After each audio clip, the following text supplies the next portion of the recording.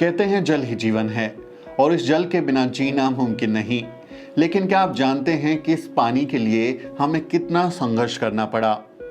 एक वक्त वो भी था कि जब मैं और मेरे जैसे करोड़ों लोग इस पानी को ऐसे छू भी नहीं सकते थे। आज से 95 साल पहले इस जल की भी जाति हुआ करती थी। नदियां, तालाब और कुएं जातियों के हिसाब से बटे हुए थे। सवर्ण जाति के लोगों के पास पानी की कोई कमी नहीं थी, लेकिन दलित, अछूत कही जाने वाली जाति के लोग बूंद बूंद के लिए मोहताज हुआ करते थे। लोग प्यास से मर जाते थे, लेकिन जातिवादी उनके हलक से पानी की एक घूंट भी नहीं उतरने देते थे। उन तालाबों से कुत्ते, बिल्ली से लेकर गाय, भैंस तक सब पानी पी सकते थे, लेकिन किसी दलित को पानी पीने का हक नहीं था। लेकिन ब्राह्मणवादियों ने जो पानी का बंटवारा किया था, इंसान और इंसान में भेद किया था, उस घटिया प्रथा और मनुवादी सोच के खिलाफ बाबा साहेब डॉक्टर अंबेडकर ने ऐसा विद्रोह किया कि मनुवाद की जड़ें हिल गई। तारीख थी 20 मार्च 1927। दोपहर का वक्त था। सूरज की किरणें तालाब के पानी पर पड़ती तो वह चमक उठती। तालाब की सीढ़ियों से हुजूम नीचे उतर रहा था। सबसे पहले डॉक्टर अंबेडकर तालाब की सीढ़ियों से नीचे उतरे। उन्होंने नीचे झुककर अपने हाथ से पानी को टच किया। यही वो ऐतिहासिक पल था जिसने एक क्रांति को जन्म दे दिया। यही वो पल था जिसने इंसान और इंसान में फर्क करने वाली घटिया सोच पर सबसे करारा वार किया था। भारतीय इतिहास में यही वो पल था जिसने भारत को असल मायनों में एक राष्ट्र बनाने की नींव डाली थी। भारतीय इतिहास की इस महान घटना ने करोड़ों अछूतों को इंसान होने का दर्जा दिलाया था। अंग्रेजी शासन काल में सन 1924 में महाराष्ट्र के समाज सुधारक एस.के. बोले ने बंबई विधानमंडल में एक विधेयक पारित करवाया, जिसमें सरकार द्वारा संचालित संस्थाओं जैसे अदालत, स्कूल, हॉस्पिटल, पनघट, तालाब जैसे सार्वजनिक स्थानों पर अछूतों को प्रवेश और उनके उपयोग करने का आदेश दिया गया। कोलाबा जिले के महाड़ में स्थित चवदार तालाब में ईसाई, मुसलमान, पारसी, पशु, यहाँ तक कि कुत्ते भी तालाब के पानी का उपयोग करते थे, लेकिन अछूतों को यहाँ पानी पीने की भी इजाजत नहीं थी। लेकिन सवर्ण हिंदुओं ने नगर पालिका के आदेश को भी मानने से इनकार कर दिया। विधेयक पारित होने के बावजूद जातिवादी सवर्ण हिंदुओं ने अछूतों को सार्वजनिक तालाबों और कुओं से पानी नहीं पीने दिया। डॉक्टर अंबेडकर कहा करते थे कि अधिकार मांगने से नहीं मिलते, बल्कि अपने अधिकारों को छीनना पड़ता है। बंबई विधानमंडल से तो अछूतों को सार्वजनिक जगहों से पानी पीने का हक तो मिल गया था, लेकिन ब्राह्मणवादियों ने उन्हें पानी को छूने तक भी नहीं दिया था। इसलिए बाबा साहब डॉक्टर अंबेडकर भी अधिकार मांगने की जगह अपने अधिकार को छीनने के लिए निकल पड़े। अछूतों के अधिकारों को छीन लेने का समय अब आ गया था। ये सोचकर डॉक्टर अंबेडकर ने अपने सहयोगियों के साथ 19-20 मार्च 1927 को महाड़ के चवदार तालाब को मुक्त कराने के लिए सत्याग्रह करने का फैसला किया। इसके लिए महाड़ के वीरेश्वर थिएटर में एक सम्मेलन का आयोजन किया गया था। इस सम्मेलन में करीब 5000 महिला और पुरुष इस सत्याग्रह के लिए शामिल होने आए थे। महाड़ कूच करने से पहले बाबा साहेब ने कहा था, 3 चीजों को तुम्हें छोड़ना होगा। उन कथित गंदे पेशों को छोड़ना होगा जिनके कारण तुम पर लांछन लगाए जाते हैं। दूसरा काम ये करना होगा कि मरे हुए जानवरों का मांस खाने की परंपरा को भी छोड़ना होगा। और सबसे अहम और तीसरी बात यह है कि तुम्हें उस मानसिकता से मुक्त होना होगा कि तुम अछूत हो।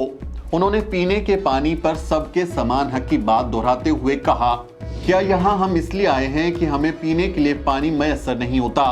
क्या यहाँ हम इसलिए आए हैं कि यहाँ के जायकेदार कहलाने वाले पानी के हम प्यासे हैं? नहीं, दरअसल इंसान होने का हमारा हक जताने हम यहाँ आए हैं। 20 मार्च की सुबह बाबा साहेब की अगुवाई में लगभग 5000 लोग शांतिपूर्ण तरीके से चवदार तालाब की ओर बढ़े।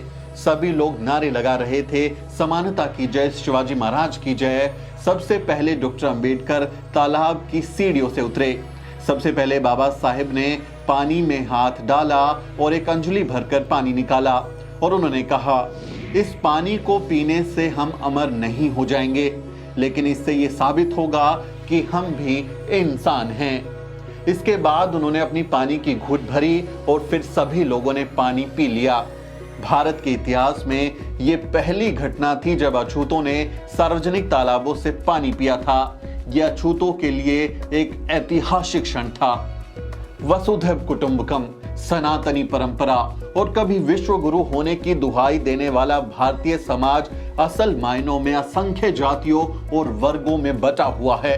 ब्राह्मणवादियों ने अपनी मक्कारी से समाज के सबसे दबे कुचले वर्गों को पानी जैसी बुनियादी चीज से भी वंचित कर दिया, लेकिन बाबा साहब जैसे महानायक ने मनुवादियों को उनके गढ़ में जाकर सीधी चुनौती दी।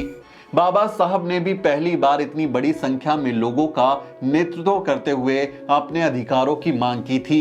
ये एक प्रकार से सवर्णों के खिलाफ बड़ा विद्रोह था।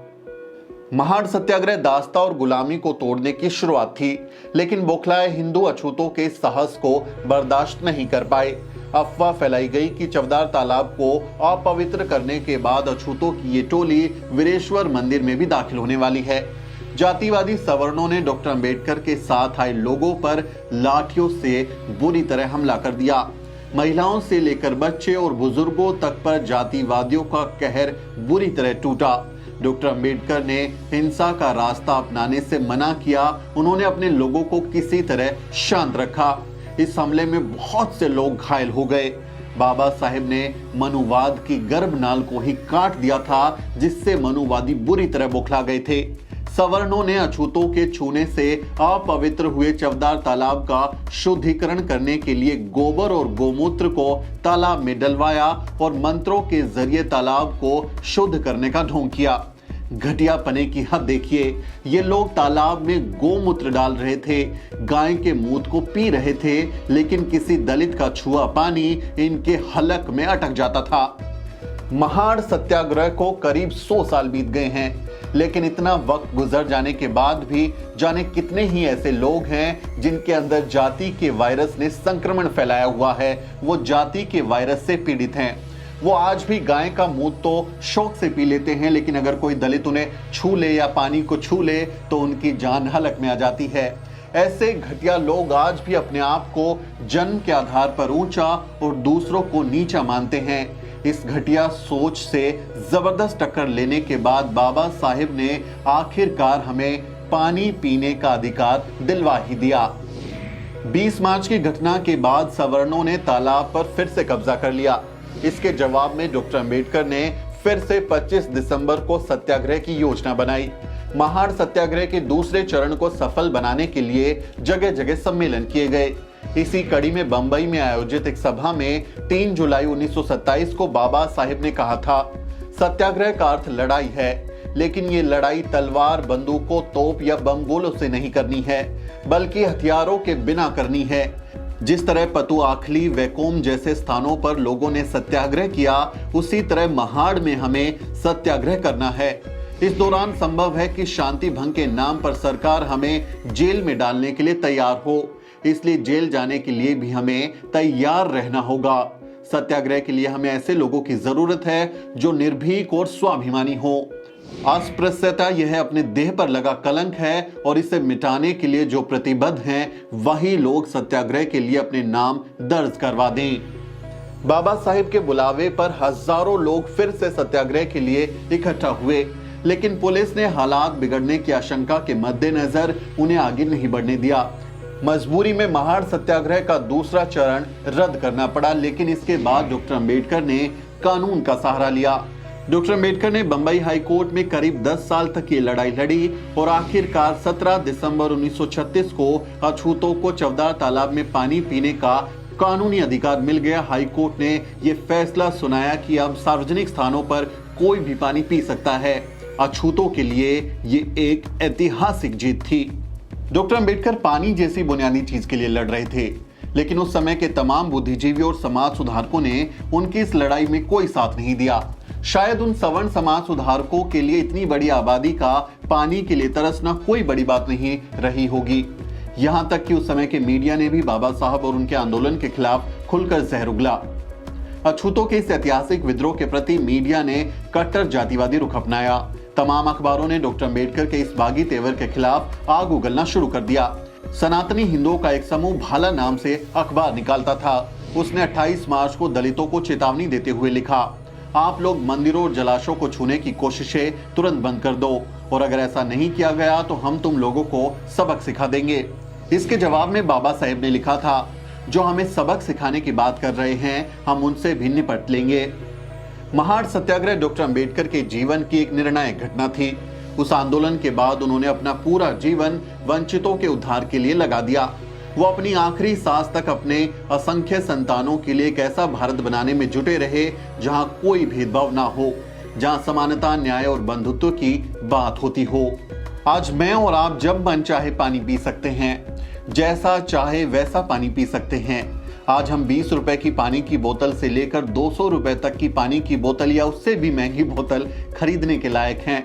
लेकिन हमें इस लायक बनाने के लिए बाबा साहेब डॉक्टर अंबेडकर को बहुत संघर्ष करना पड़ा। इसलिए हमारी हर घूंट बाबा साहेब और उनके असंख्य सहयोगियों की अदम्य साहस और संघर्ष की कर्जदार है।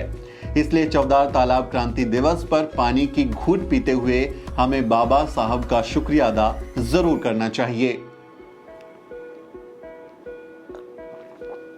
ये घूंट बाबा साहेब की कर्जदार है, इसलिए हमें thank you Baba Saheb doctor Ambedkar जरूर कहना चाहिए।